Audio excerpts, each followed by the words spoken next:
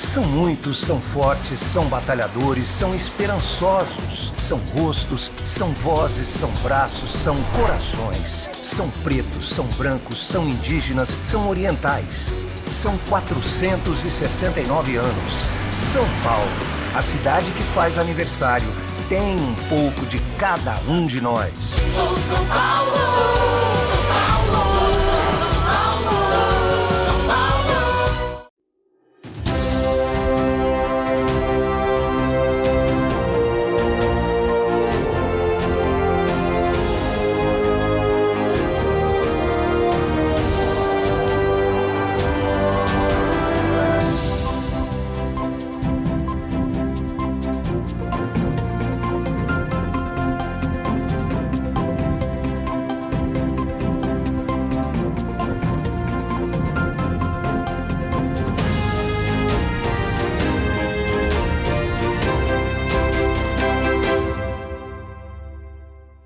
De agora você está no Brasil em Questão com os principais fatos da política, da economia, que interferem na vida do cidadão brasileiro. E hoje nós recebemos com muita honra o nosso diretor executivo da Coatan, que é brasileiro, o Dino do Moraes, aqui do Brasil em Questão, né? Que tem vários fatores aqui, amigo do Mário Covas, que vão demonstrar a você que está aqui na TV aberta de São Paulo. Mário, que saudade sua, agora já de volta ao programa. Tudo bem, Walter? Tudo bem aqui. Oi, pessoal que nos assiste, nos acompanha, que nos prestigia. Você sabe que o Dutra, que é assim que eu o chamo, ele é nosso espectador aqui, assiste o nosso programa, faz comentários comigo de algumas coisas que de algumas entrevistas, e eu acabei o convidando para fazer parte aqui, com a sua anuência, né, Walter? Para falar de um tema que é muito interessante, tem a ver com o poder público, evidentemente, mas é um tema que sai um pouco da esfera do que a gente tem feito ao longo das nossas entrevistas, né? Que é muito mais convidando agentes públicos que estão no exercício de alguma função pública e prestando um pouco de contas da sua atuação. Nesse caso é um pouco diferente, porque o que o Dutra vai falar é sobre a economia digital, que é um assunto que tem a ver com o poder público, mas é um assunto muito moderno. E muito, a gente teve a oportunidade de conversar com esse assunto com algumas pessoas, muito pouco compreendido ainda. Então, a ideia de trazer aqui o Dutra é exatamente para a gente poder aproveitar esse espaço para explicar um pouco melhor como é que é isso e tudo mais. Então, muito obrigado, Dutra, por você ter vindo aqui e aberto sua agenda para poder nos dar uma explicação. Não é isso, Walter? Olha, o Walter está com um delayzinho aí. Mas olha, o Dino, queria só passar, ele é formado em tecnologia da FAAP, Universidade Paulista, MBA em gestão e inovação, é presidente do Comitê Gestor de Governança de Dados da cidade de São Paulo, né? Já trabalhou na tecnologia do Detran, fundador da Master Soft IT, quer dizer, o currículo é grande, né? Dutra, bem-vindo à TV. Obrigado, gente. Boa noite para todo mundo que está nos assistindo. Eu queria inicialmente agradecer o convite, né, do Mário, Preciso me concentrar para chamar de Mário, de vez em quando talvez saia um Zuzinha, já peço desculpas antecipadamente. Para você, eu costumo dizer que, não me xingando, você pode me chamar do jeito que você quiser. Então, eu agradeço bastante aí ao convite. O assunto é um assunto, como o Mário falou, um assunto que tem grande pertinência, né, para as cidades brasileiras. É um assunto que envolve o mundo inteiro hoje, né, não é um problema local, né, tem um grande impacto na sociedade.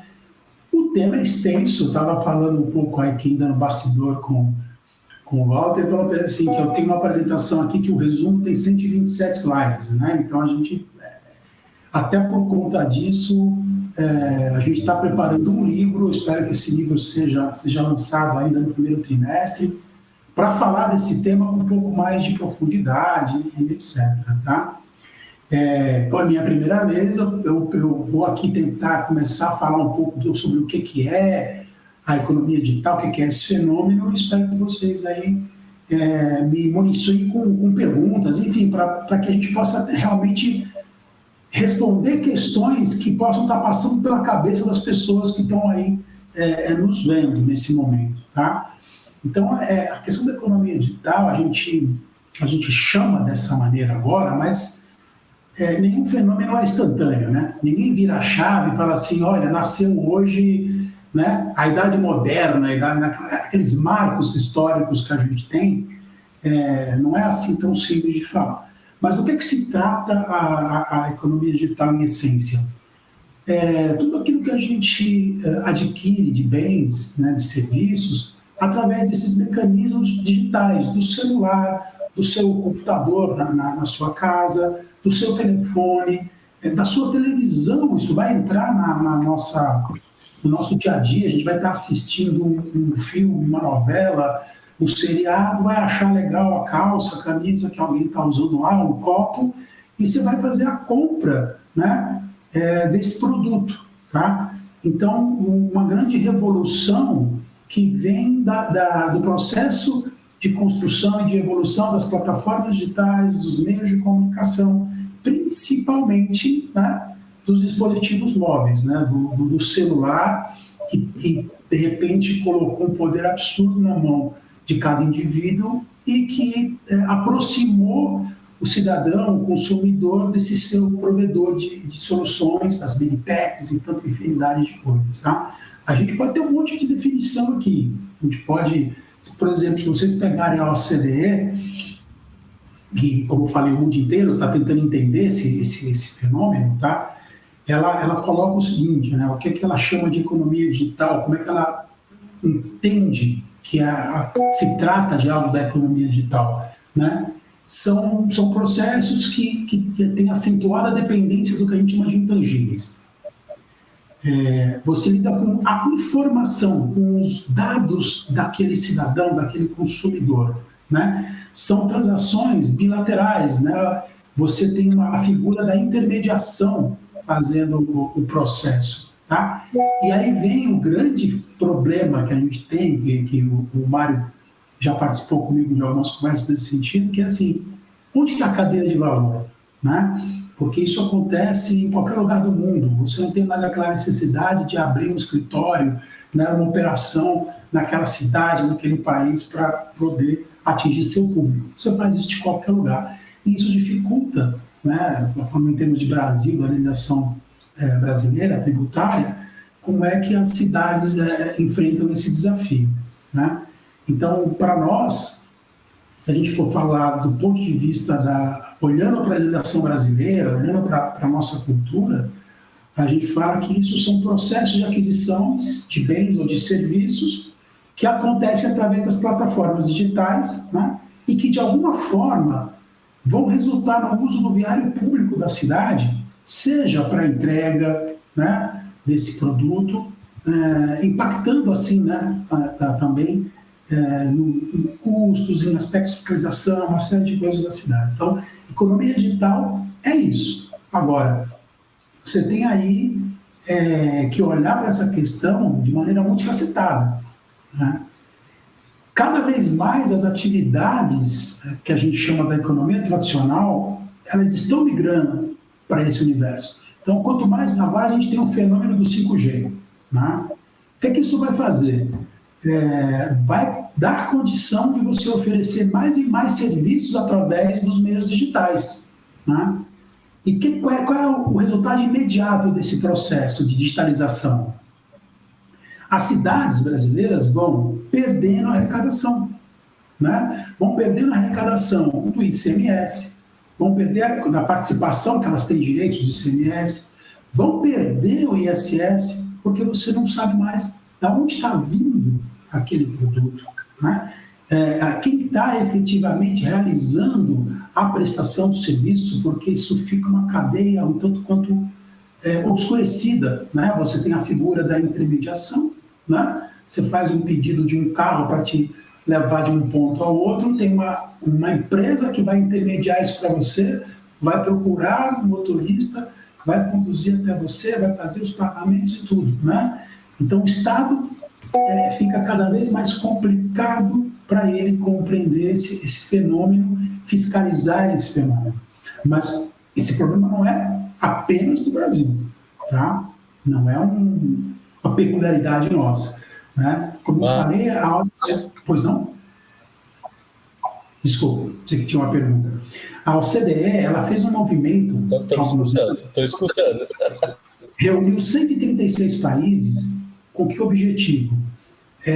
Uma iniciativa muito importante, aliás, né? O que eles queriam? Criar um imposto mundial, né? Para quê? Para tentar fazer chegar valores estimados na ordem de 125 bilhões de dólares, fazer esse montante todo chegar aos países onde efetivamente está acontecendo aquela transação, a prestação do serviço, enfim. As Big Techs, elas estão muito à margem, né, da capacidade das cidades, enfim, do Estado, de alcançá-las e de tributar. É uma dificuldade muito grande de entender isso, né? Como é que se qualifica essa prestação de serviço, o que está acontecendo ali por trás. E isso vem se agravando porque a capacidade de levar acesso às pessoas vem aumentando, né? Dutra, me permite falar uma coisa, veja se está certo o que eu vou falar agora. Você tem hoje uma série de transações que são feitas pela internet, seja pelo celular, seja pelo computador, e de compra e venda, de transação de serviços, e que as prefeituras não têm conseguido tributar porque eles não têm elementos de informação para poder tributar. Ou seja, já está previsto que esse imposto é devido porque é uma prestação de serviço, mas na medida em que a prefeitura não tem a informação, ela deixa de cobrar. E com isso, ela perde a arrecadação, de um lado, e por outro lado, quem presta o mesmo tipo de serviço que ela na cidade e que paga o imposto, na verdade ela está sendo onerado, e aquele está sendo desonerado. Então, a economia digital, o sentido dela é você observar que esse conjunto de financeiro, enfim, econômico, existe na ordem de alguns bilhões de dólares, mundialmente falando, não é? E que simplesmente estão à margem do Estado. Bem, mas isso significa o quê? Significa que os municípios vão arrecadando cada vez menos na medida em que se intensifique esse comércio todo, esse serviço pela internet, e por outro lado, ele tem que fazer frente às suas necessidades de asfalto, de luz, de educação, de saúde, etc. e tal. Ou seja, o olhar para a economia digital tem um objetivo de você poder fazer com que os municípios façam a justiça tributária na medida em que quem não está pagando hoje possa pagar, assim como aqueles que estão pagando já fazem. É isso? Perfeito, Mário. Você já foi direto no impacto, né? Quando eu falei que as cidades estão deixando de arrecadar, isso vai chegar no momento que vai faltar dinheiro para justamente cuidar da rua, iluminação, pagar a polícia, né? Investir, que alguns podem esquecer, mas você tem a questão social, você tem, né, programas sociais, tem uma série de papéis que a prefeitura exerce e que, na medida que ela vai perdendo a arrecadação, seja pelas questões habituais de uma crise econômica, que a gente está sempre suscetível, né, os problemas mundiais, guerras e essas coisas todas, agora, a guerra fiscal, né, a disputa dentro do seu estado, do país, onde as prefeituras buscam atrair as empresas, né, para manter sua sede, agora essa guerra fiscal extrapolou os limites do território nacional, é uma guerra fiscal mundial, né? Então, a primeira coisa que a gente tem que fazer é entender e reconhecer a economia digital como algo que precisa ser regulado pelo município, né? O município tem que falar assim, existe esta economia, eu tenho uma obrigação constitucional, legal, de entender, de reconhecer e de fiscalizar. Tá? A tributação é a consequência natural disso. Se eu estou fiscalizando a atividade, eu vou lá e vou identificar que o imposto é devido. E aí, muito importante, que o Mário falou, que assim, não estamos aqui falando de criação de imposto nenhum. Né?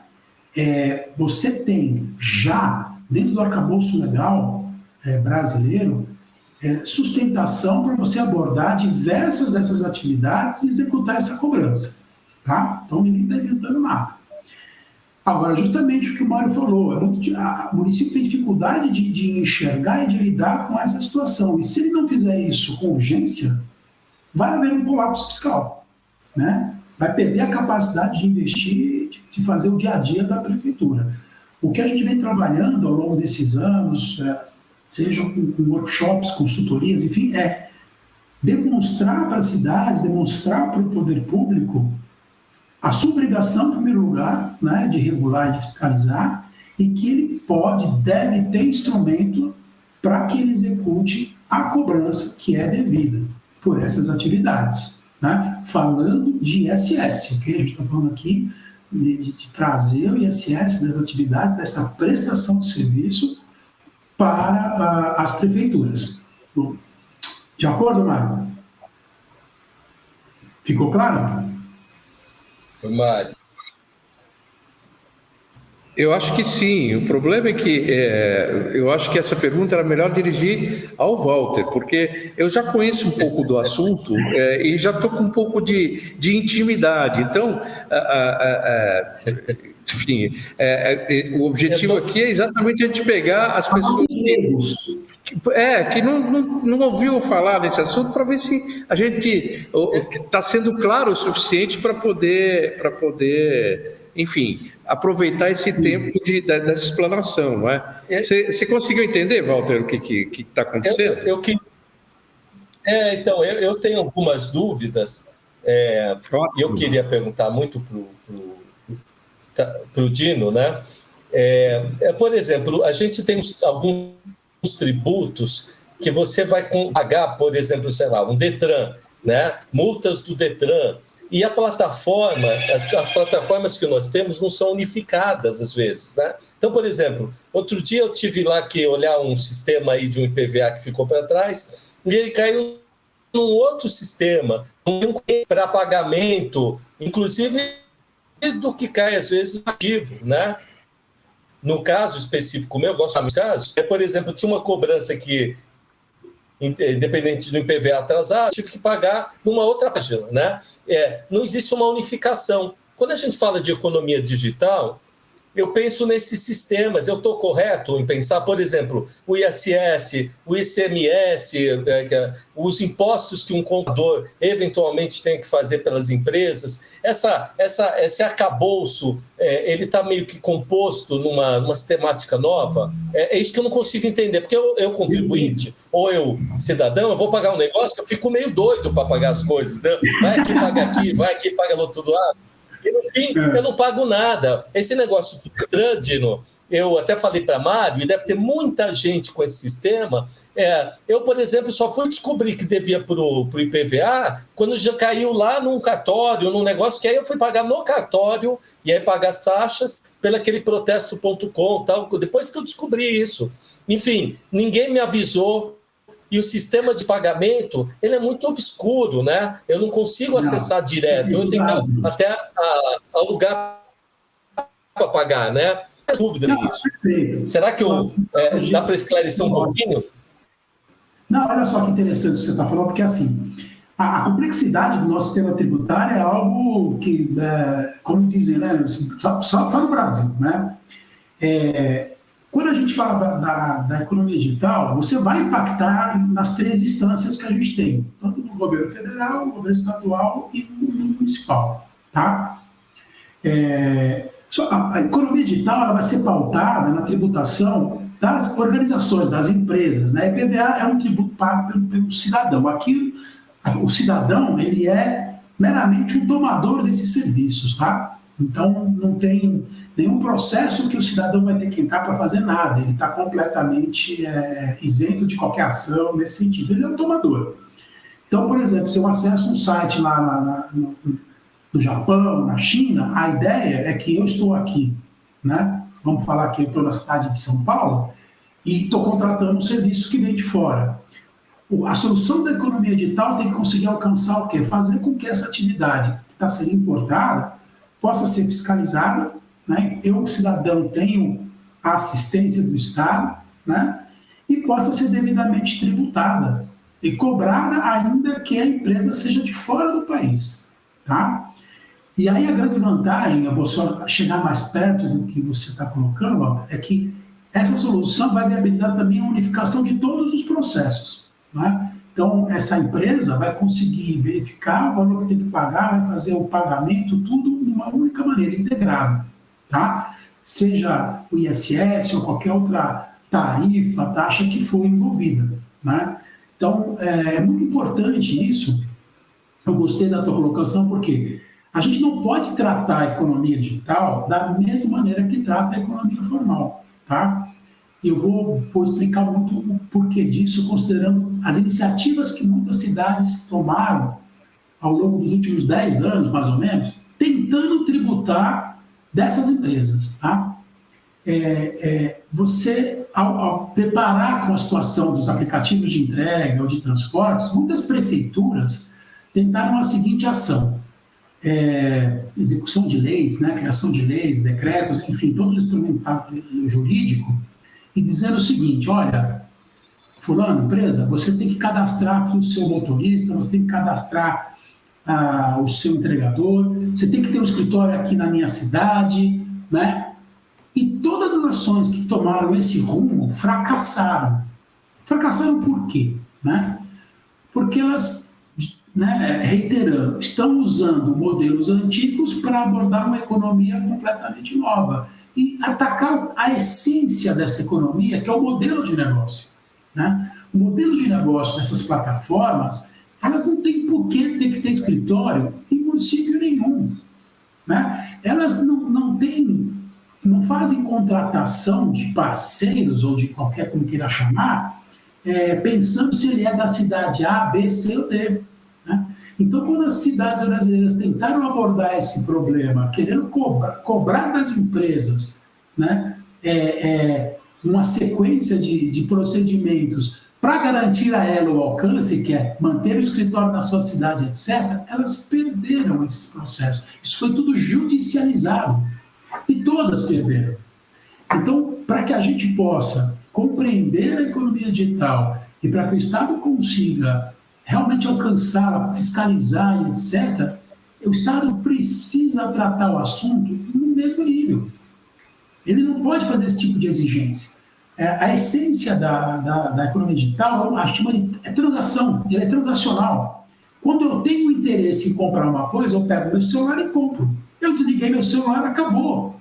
Então, a presença da empresa, ela é virtual, né? No momento em que eu acesso um site da China para comprar um produto, eu criei uma ideia, assim, um túnel entre Brasil e China, vamos dizer assim, eu estou me relacionando com essa empresa. Está acontecendo uma transação entre eu, cidadão tomador, e aquela empresa fornecedora. Isso, para nós, é o que a gente pode chamar de um fato gerador. Tem uma transação acontecendo, eu estou aqui em São Paulo, eu estou em Osasco, enfim, eu tenho isso aqui como base para estabelecer as obrigações. dessa empresa. Não importa que ela não está no Brasil, ela entrou virtualmente no meu espaço. Né? A gente tem na nossa legislação a figura do domicílio, né? Que é uma coisa que também está deteriorando. Né? O domicílio é o alicerce que a prefeitura usa para poder se relacionar, cobrar, notificar, multar uma empresa. Só que a empresa não está mais na sua cidade. Aliás, ela não está nem no nosso país. Ou seja, a gente tem o domicílio físico, que é o que a lei, quando foi feita lá atrás, estabelecia. Exatamente. Fisicamente, se as pessoas tiverem domicílio na cidade, ela tem que pagar o ISS na cidade. No entanto, hoje, o domicílio é virtual. Ou seja, a empresa, ela, enquanto está prestando serviço, não importa o local onde ela fisicamente está, importa é onde ela vai prestar o serviço. Ultrapassou as barreiras dos territórios. Né? Então, é que fala de um site da China, fica fácil da gente entender porque está na China. Mas quando você faz uma compra num supermercado brasileiro, conhecido, etc., você não sabe se aquela mercadoria está vindo da cidade de onde você fez o pedido. Ela pode estar vindo na cidade do lado. E, em tese, fisicamente, ele está na cidade do lado e teria que pagar o ISS lá, quando, na verdade, ele está prestando serviço aqui. Então, está equivocado. Se o poder público não tomar cuidado, amanhã, só as cidades que têm grandes centros de distribuições, etc., é que vão arrecadar alguma coisa. E, mesmo assim, arrecadar em cima de uma autodeclaração de quem está fazendo, porque ela não tem nem meios de fiscalizar se a quantidade que eles estão se informando que fizeram transações é real. Ela não tem instrumentos de fiscalização, não é isso? Exatamente. E aí a gente tem que olhar por que a gente tem hoje que dá sustentação para a gente abordar esse problema, que assim, já na nossa Lei Complementar 116, né, eu vou tentar não ser muito técnico, né, exagerar, mas é assim, ela já tem lá uma visão do seguinte: quando a gente importa o serviço, quando quem está executando o serviço para mim está fora do país, ela deixa claro que o imposto ISS, sempre aqui falando de ISS em primeiro lugar, né? O ICMS é sempre consequência. ISS ele é devido na cidade do tomador do serviço. Então, só esse aspecto, tá, já dá base para a cobrança de uma infinidade de empresas que estão atuando na economia digital. Por quê? Porque quase que a sua totalidade tem as suas infraestruturas de data center, né, de processamento, fora do país. Né? Pode entrar discussões aí do tipo, não, eu tenho lá, eu faço replicação, mas assim, a base dele não está aqui. A base dele efetivamente está fora do país. Tem empresas com estruturas aqui locais? Tem, muitas, tá? Mas essa característica é importante porque ela dá sustentação para você falar assim, então o imposto é devido na minha cidade, onde eu tomei o serviço. Né? Só que não é só isso que a gente enfrenta. Né? Quando o Mário colocou esse exemplo, ele é muito crítico porque justamente se a gente não sensibilizar, né, a nova legislação que está entrando, a nova Câmara que vai assumir, o governo federal, a Assembleia, no Congresso, etc., né? Não demonstrar para eles o seguinte: nós precisamos rever o nosso quadro tributário, nós precisamos estabelecer que, do ponto de vista da economia digital, falando especificamente em termos de economia digital, que é onde eu tenho feito todo esse trabalho, tem que prevalecer aonde está o tomador do serviço. Né? Porque a gente tem como demonstrar com muita clareza que grande parte, e às vezes a totalidade das atividades envolvidas estão acontecendo onde está esse tomador. Vou usar um exemplo que é uma brincadeira, né? Todo mundo aqui, da nossa faixa de idade, né? Eu sou caçula do serviço, claro, mas a gente ia em banco, não ia? Né? Todo mundo em banco, certo? Vocês lembram do que é banco? Agência? Sabe aquele lugar que você entrava, tal? Então, banco tinha uma agência.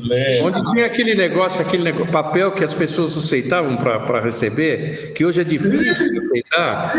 Boleto, né? Então, o que tinha lá? Tinha um funcionário do banco, uma infraestrutura do banco, né, que te atendia, pegava o seu boleto, colocava lá, você pagava um cheque, né? Cheque para os jovens que estão aí. Cheque, gente, é um pedaço de papel que a gente assinava e valia dinheiro, tá? Não sei se vocês conhecem isso, né? Mas tudo bem. Então, as agências estão localizadas dentro das cidades. E como é que é tributado um banco? Né? Ele é tributado pela agência, pela localização da agência. Aí ela tem lá uma tabela de serviço, estou simplificando, mas basicamente, porque é extremamente complexo, né? Você precisa fazer um curso na NASA para compreender o balanço bancário. Tanto que a maior parte das cidades brasileiras é autodeclaratório, ou seja, o banco diz que a agência 300 da cidade de Sorocaba tem tanto a pagar de ISS para Sorocaba. Tá? Agora, onde eu quero chegar? Com os adventos dos aplicativos, né, nós, que antigamente entrávamos no banco e éramos atendidos pelo gerente, tomávamos um cafezinho e tal, nós nos transformamos nós somos o porteiro do banco, nós somos o caixa, até o gerente a gente é, porque a gente tem que levar, ligar e fazer alguma coisa. Ou seja, aonde é que está essa agência? A agência, eu vou pegar aqui, a agência está aqui. Né? Eu virei funcionário do banco, porque eu processo tudo. Eu pego o que eu tenho que pagar, eu capturo o QR Code, eu faço isso e tal. Né? Eu vou para o banco pelo menos 2, 3 vezes por semana. Então, o que a gente quer dizer com isso? Que onde eu vou tributar o ISS dessa atividade de chamados bancos digitais atualmente? Esses bancos têm uma agência, porque é obrigado a ter uma. Né? É uma questão já do BC. Então, essa prestação de serviço está se dando onde eu estou com o meu banco, né? Com o meu tudo. Né? Isso aqui é meu banco, é o meu... onde eu contrato a minha empresa para transportar, onde eu compro uma pizza, é onde eu assisto filmes. Né? E outra analogia importante, né? Acho que vocês ainda fazem isso, porque eu ainda faço. Você vai no cinema, né? Ou você vai no teatro, você vai ao local, você paga para entrar, você senta lá e você recebe o quê? Entretenimento, né? Naquele local. O que o streamer nos traz? Eu, em casa, escolho o que eu quero assistir. Só que esse filme, essa série ou essa música está sendo entregue para mim. Eu vou ter acesso a isso aqui na minha mão. Então, aonde está acontecendo esse entretenimento? Aonde eu estou. Né? E hoje, essas instituições não são tributadas com, vamos dizer assim, um ISS sobre esse bilhete que eu estou comprando. Porque nada mais do que isso. Quando eu vou no cinema, eu pago o ingresso. Então, quando eu assisto o streamer, a diferença aqui é que eu não pago para assistir um filme normalmente. Tem até modelos de negócios que são assim. Mas a grande maioria cobra uma mensalidade, cobra um valor por mês. Portanto, nesse valor por mês, cabe aqui o ISS para a cidade. Para qual cidade? Para a cidade onde está o tomador, onde está o cidadão que está assistindo aquele filme, que está ouvindo aquela música. E hoje, gente, não é tributado.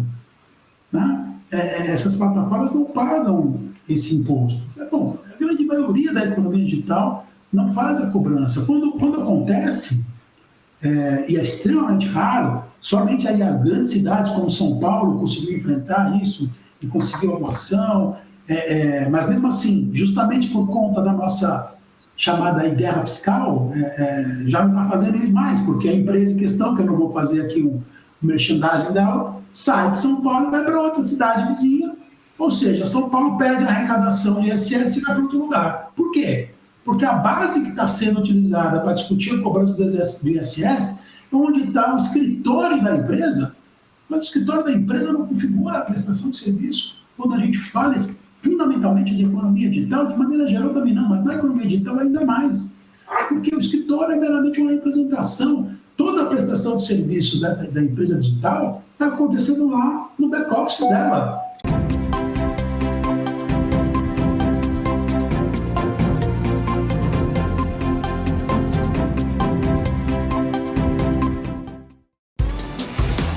São muitos, são fortes, são batalhadores, são esperançosos, são rostos, são vozes, são braços, são corações. São pretos, são brancos, são indígenas, são orientais. São 469 anos. São Paulo, a cidade que faz aniversário, tem um pouco de cada um de nós. Sou São Paulo, sou São Paulo, sou São Paulo, sou São Paulo. Bom governo, temos um bom comandante, o governador Tarcísio, uma pessoa com muita experiência, muito bem preparado e montou um grande time. São Paulo tem grandes desafios, apesar de todas as suas riquezas, ainda é um estado com muitas carências, precisa melhorar a qualidade do serviço público, a infraestrutura, mas eu tenho certeza que nesses 4 anos muito o estado vai avançar.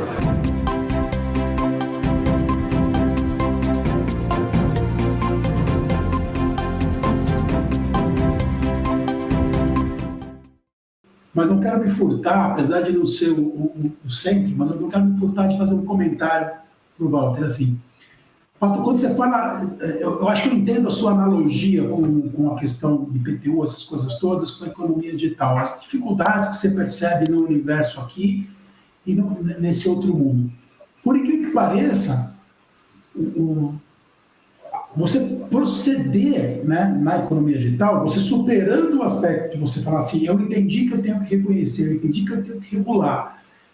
A instrumentalização disso, a cobrança efetiva, o acompanhamento disso é muito mais prático, né, de operacionalizar do que o que a gente fala dessa economia formal. Então, o mundo perfeito é você olhar para o IPTU, por exemplo, e colocar o IPTU no mundo digital, né? Não tem mais sentido a gente ficar emitindo carnê de IPTU, né? Já que 85% da população brasileira tem smartphone, gente. Né? 95% dos lares hoje têm algum acesso à internet. Então, para que emitir IPTU? Né? Por que o cara não pode pagar através de um aplicativo? Aí ele voltou para onde? Virou um aplicativo da economia digital, tá? Que aí eu queria entrar justamente aproveitando o aspecto do IPTU, falando de volta na coisa da economia digital especificamente, né? Eu fiz uma projeção aqui, se você pegar uma cidade com 100 mil habitantes, tá? Modelo, dá um número para a gente tentar estimar. E considerando uma série de variáveis, né, que seriam as mesmas variáveis que você consideraria, por exemplo, para estimar IPTU, só que IPTU você tem com precisão. Você sabe quantos... por mais que a pessoa faça uma obra na casa e amplie a área que a prefeitura pede na arrecadação, ela faz processos hoje em dia com drones para tentar não perder essa receita, né, atualizar a área construída, porque é em cima disso que se calcula a IPTU, né, o terreno, a área construída. Tá? Quando você olha para a economia digital, a gente faz um balanço mais ou menos o seguinte: eu pego a população da cidade, eu pego os números que a gente tem das pesquisas que dizem sobre o consumo na economia digital. Tá? Então, o que a gente tem hoje? A gente tem assim, pesquisas nacionais, tá? Não tem uma amostragem de uma cidade, né? Mas elas falam o seguinte, que mais de 83% das pessoas hoje fazem compras através de uma plataforma digital, seja celular ou seja do seu computador. Tá? O número é, portanto, absurdo. E para se impressionar mais ainda, a faixa dos 30 a 50 anos, esse número vai para 93%.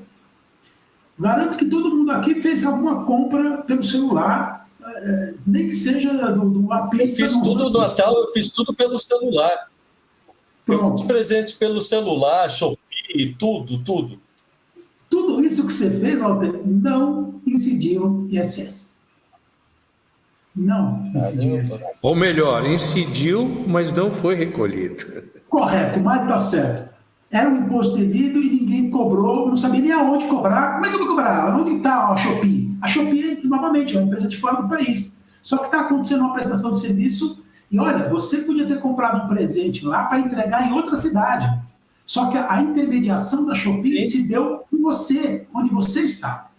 Mas eu queria falar então, olha, uma cidade com cerca de 100 mil habitantes, ela poderia arrecadar de maneira muito pessimista mesmo, mais de 190 milhões de reais em 5 anos. Isso daria por ano algo em torno de 38, 39 milhões de reais.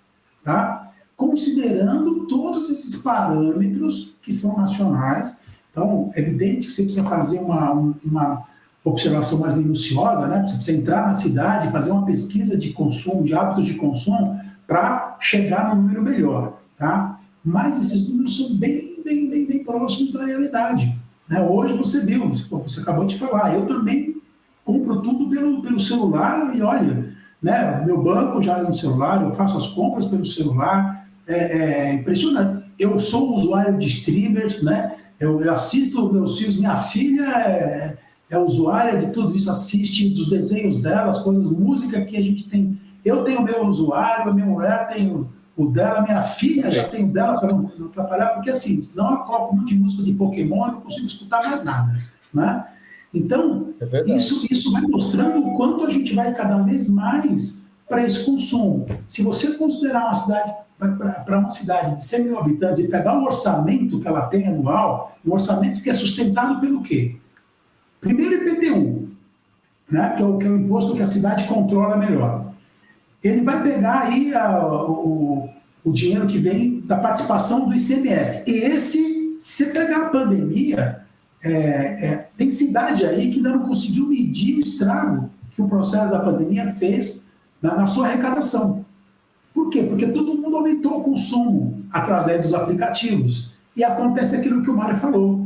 Eu antes saía da minha casa, pegava meu carro e ia comprar aqui na lojinha perto da casa, no supermercado. Então, o que isso gerava?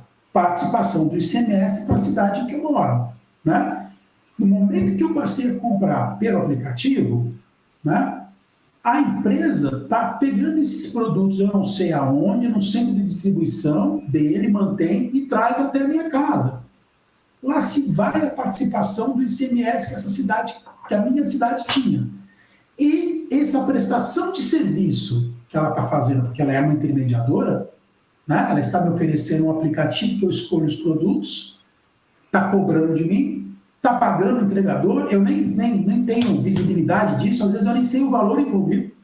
Ela entrega na porta da minha casa, tá? Teve uma prestação de serviço que não está sendo devidamente tributada. E com agravante, né, Dutra? Porque a sua cidade, que tinha aquele serviço que você usava antes, né? E agora você compra e vem de um lugar que você não sabe onde está gerando desemprego na sua cidade. Sim. Porque, na verdade, se tem um centro de distribuição numa cidade vizinha, é lá que está sendo criada a empresa e você está perdendo aqui. Então, você perde duas vezes, você perde a arrecadação e aumenta o desemprego. Ó, Mário, além disso, a gente olha, o impacto que é mais fácil de enxergar é esse, né? Você fala assim, ó, eu sei que a cidade vai perder a arrecadação, quando ela perde a arrecadação e você gera essa transferência, né, da aquisição para fora da cidade, ela perde emprego.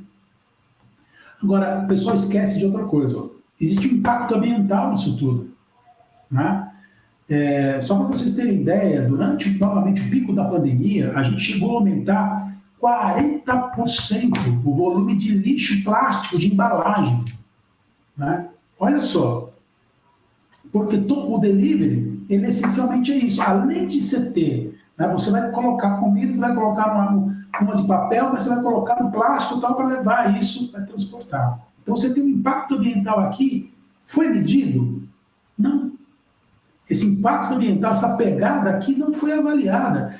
E você tem aí as chamadas dark chickens que estão sendo criadas, você está levando transtorno, você não sabe mais se a cozinha que você compra um hambúrguer, e você não sabe se esse hambúrguer foi feito em uma cozinha que passou pela vigilância sanitária.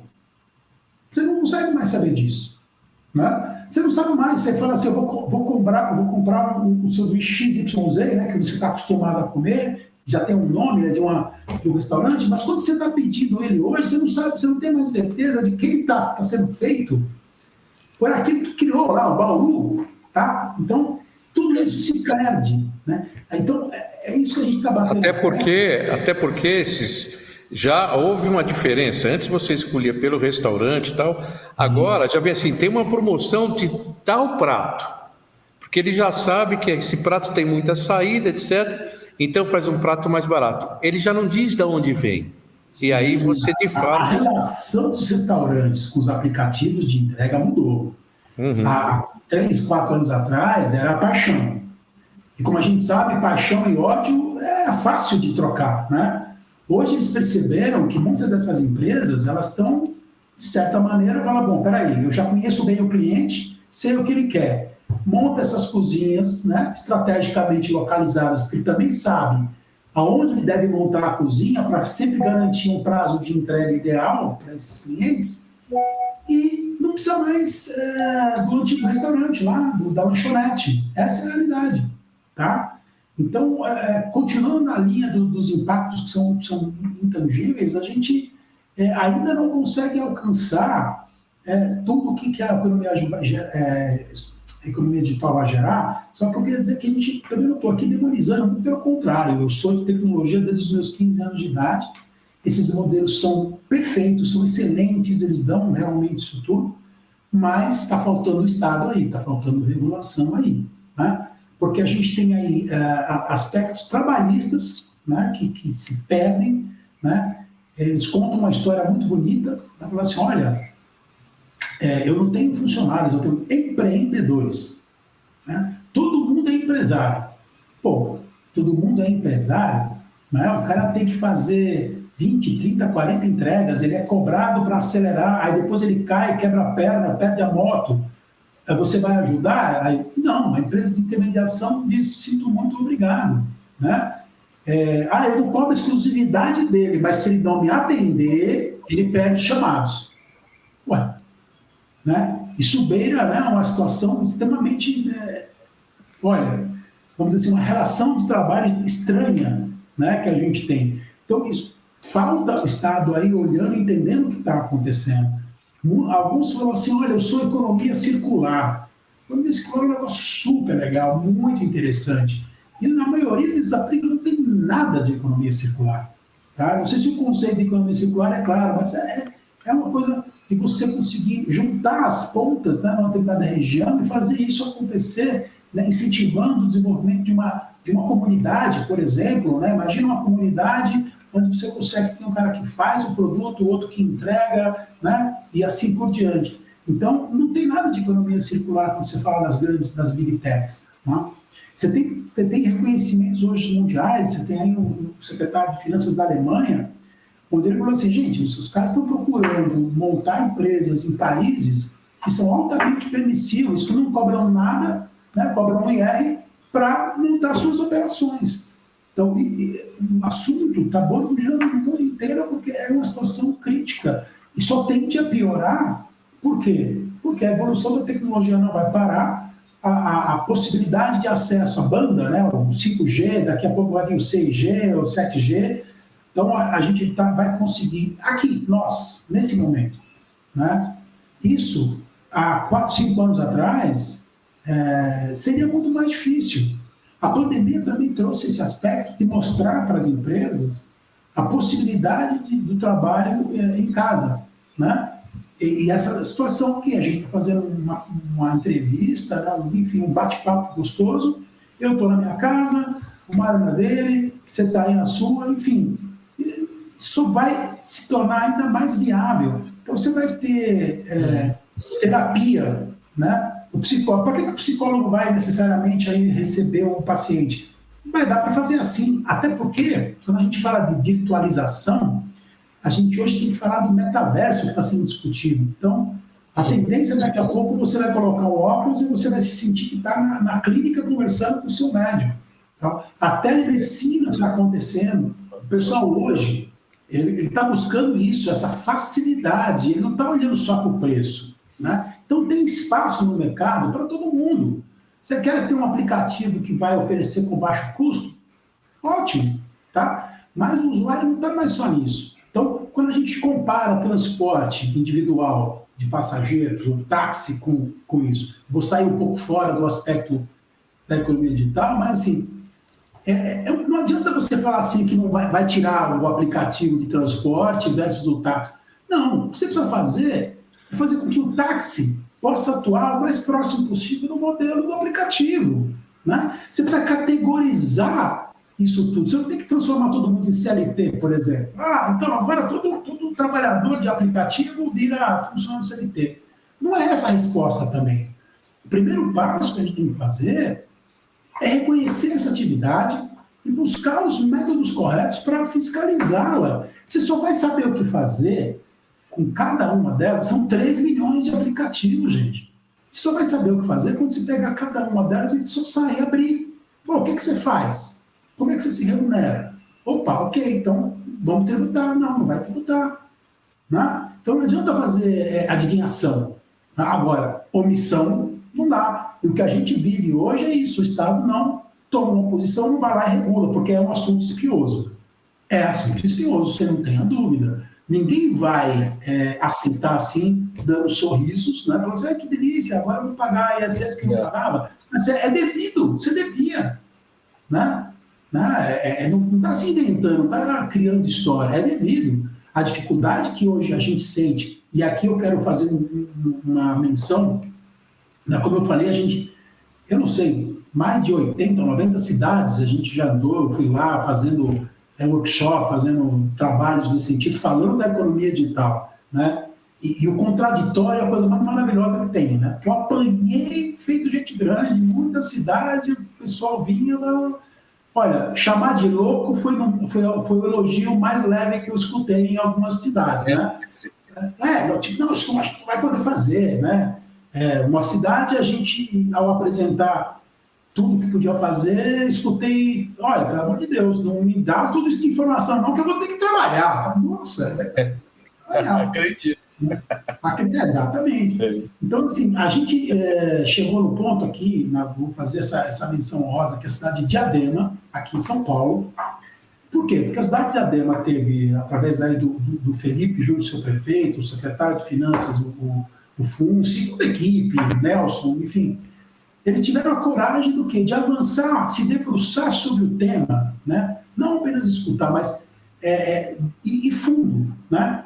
E no dia 27 de dezembro, né, do ano passado, aí, no finalzinho do ano, eles mandaram um projeto, né, de alteração da Lei Complementar 500, desde lá, que é a lei que, enfim, fazia parte da tributação, e regulando a economia digital, dentro daquilo que é possível fazer do município, né? Eles precisaram disso, né? Nem toda cidade vai precisar de fazer esse tipo de trabalho. Muito do que você precisa fazer em termos municipais cabe ao poder discricionário do prefeito. O prefeito toma atitude e fala, não, eu vou, está acontecendo no meu território, no meu mundo virtual. Lembra do que você falou lá, da reunião? É o espaço virtual da cidade, mas é da cidade.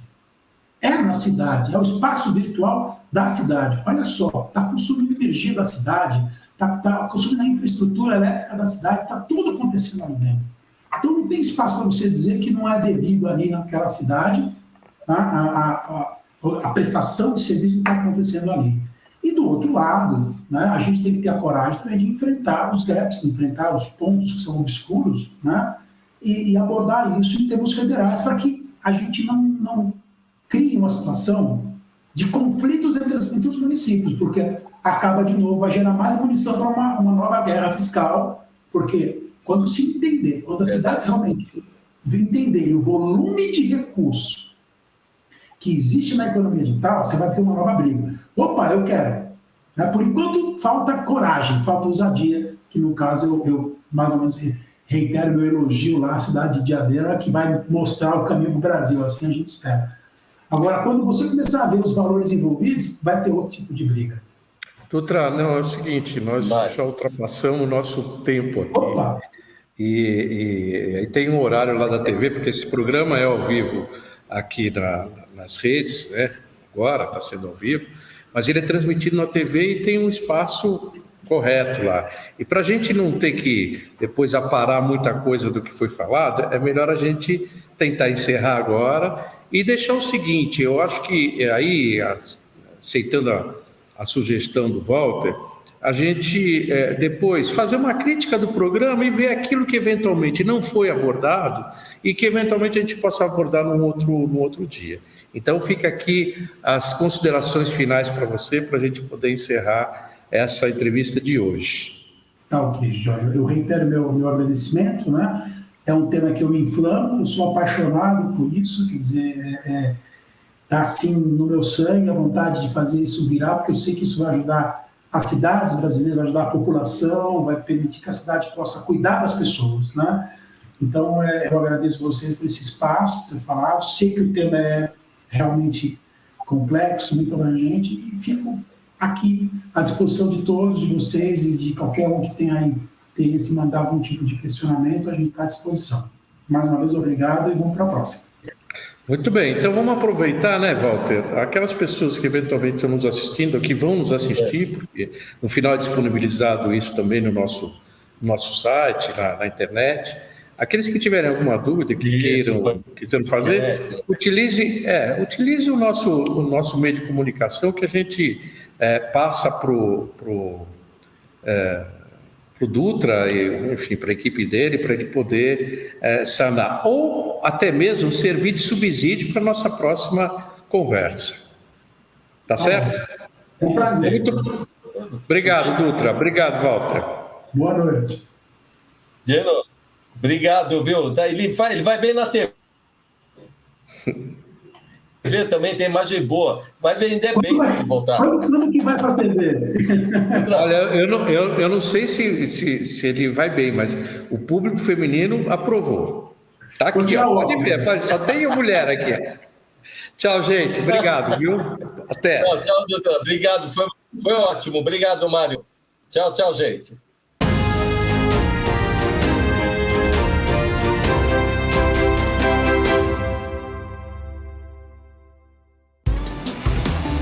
São muitos, são fortes, são batalhadores, são esperançosos, são rostos, são vozes, são braços, são corações. São pretos, são brancos, são indígenas, são orientais. São 469 anos. São Paulo, a cidade que faz aniversário, tem um pouco de cada um de nós. Sou São Paulo, sou São Paulo, sou São Paulo, sou São Paulo.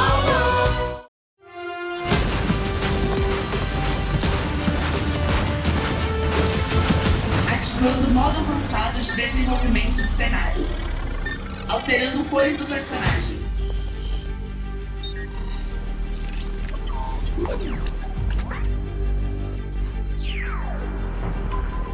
Alterando iluminação.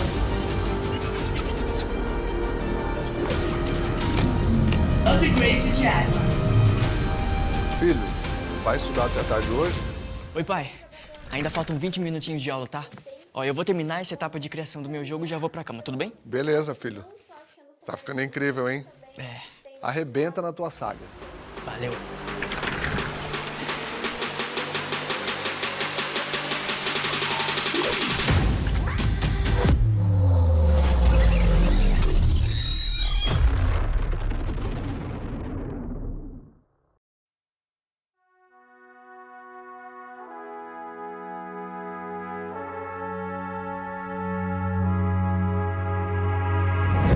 Thought I knew the purest love. Once upon a time I felt it engraved in my bones, that it even made me shine. I spent a long time resisting to see the signs, fighting geographic limits, writing some poetic lines. They say that love ain't easy, and if it is, it ain't right. And I bought it with a questioning, along with all those sleepless nights associated this feeling to ups and downs, the world wine, drama after drama, and lie after lie. But who would have said I would come to realize, if you're passionate, you don't really need to die. That carries in the same as controlling peace and happiness walk side by side. Been developing all this preference, now I just need to clean up my mind, substitute all the vicious references with ones that are worthy of my precious life. But there's no need to forget it's cheap love I put myself in. If any should include it in my morning thank yous, it reminds me where I have been. Because who would I be if I hadn't experienced this whole story? There are scars, it's crystal clear, but I know expose them with glory. And though I still repeat some old patterns, I'm learning to leave them behind. No longer attached to what was, not searching for something to find. So I'm sorry if you sometimes bad price,